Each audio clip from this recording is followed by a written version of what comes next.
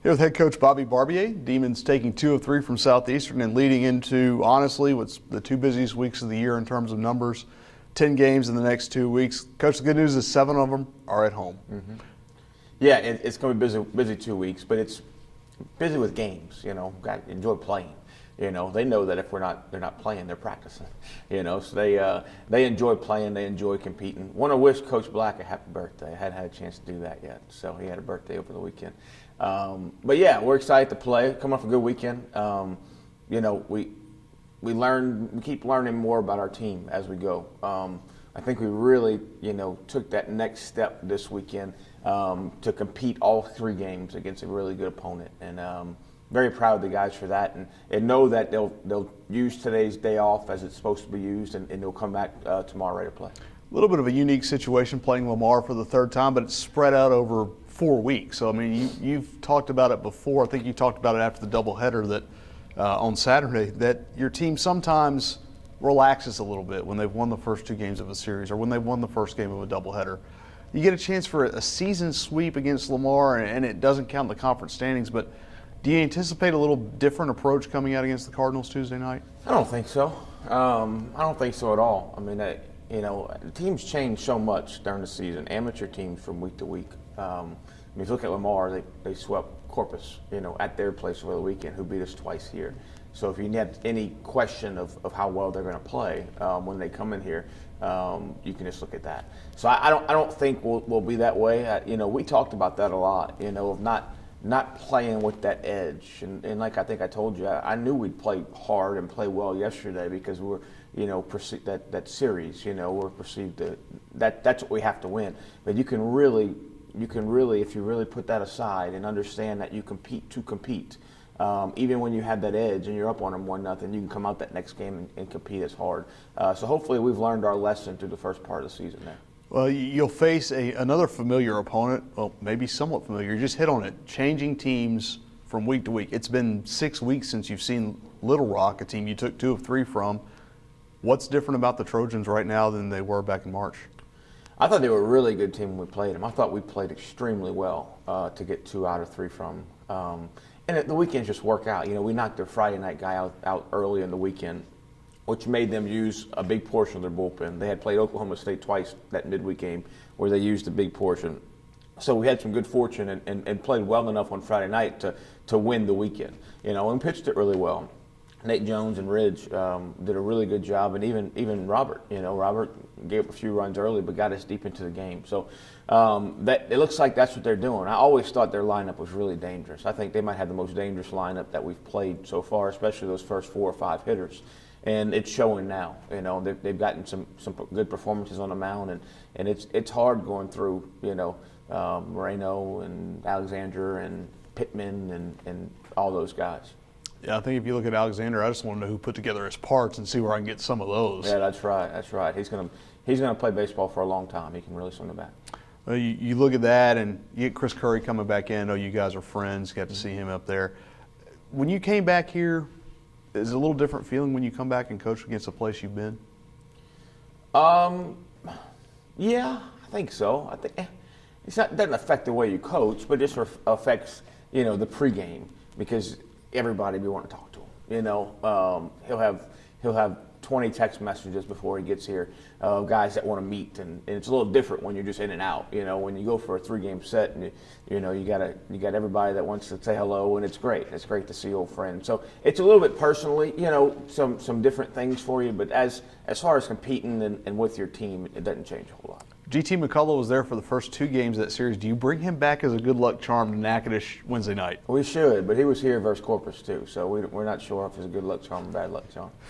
Well, look ahead and kind of look back just really quickly at the weekend. I think any time you can get 24 innings from your starting pitchers on a weekend, I think you'll take that, wouldn't you? You'll definitely take it, and if you looked at our game after the game Sunday, we had 12 pitchers having to throw bullpens, and that's a good thing.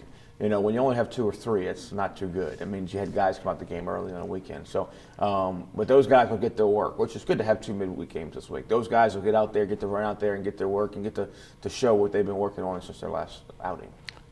I know when you played here, you played with a bunch of guys who you played for a long time.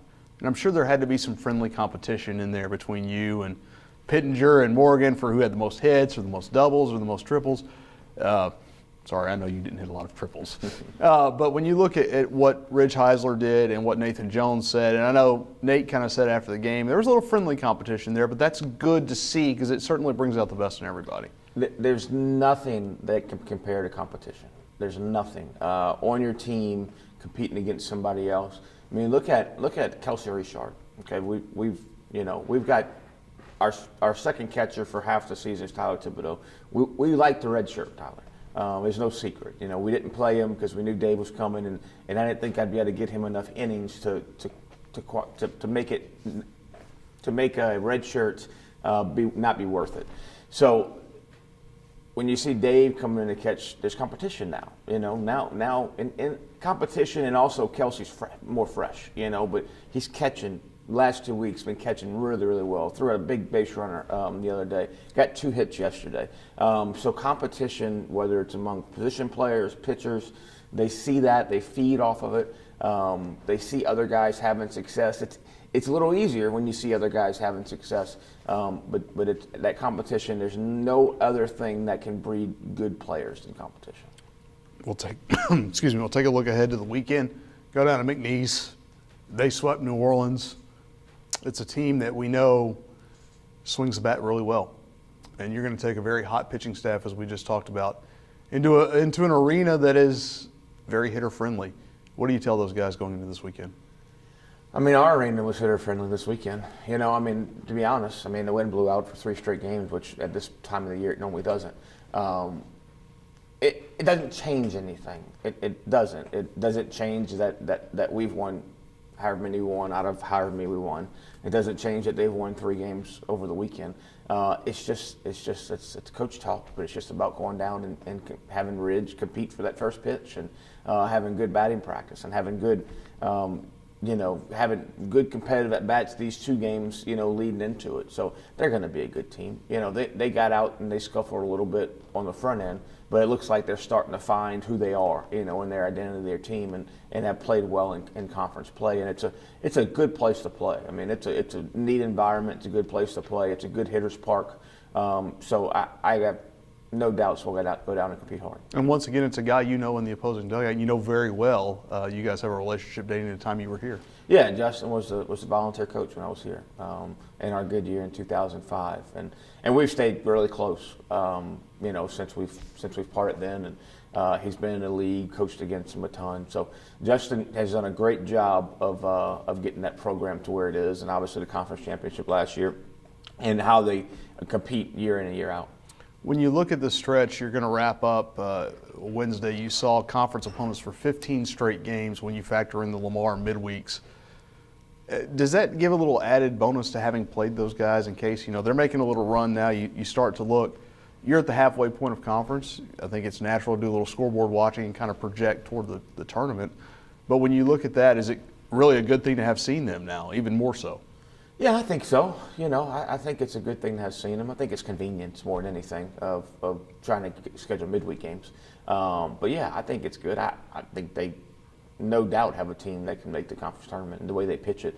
And then they've got 38 hits over the weekend. So hitting can be so streaky, and you get confident at a certain point in the season, and you can ride that thing for a long time. So I think it is beneficial for us to have seen them. We just mentioned you hit the halfway point. Kind of, if you would, just assess the team through the first 15 games of Southland play. Happy with them, I guess. Really happy with the way they compete. Really happy with how they go about their work each day. How they've hit some lower points, and we're able to fight through it. How the bench players, when they've had their opportunity, they've gotten in and performed. And maybe they had an opportunity and performed and didn't get to run back out there the next day. Really happy with that, the team aspect of our team. I think they've done a good job of sticking together. And we've seen the fruits of that a little bit. Now it's just about taking that next step of playing with that edge all the time.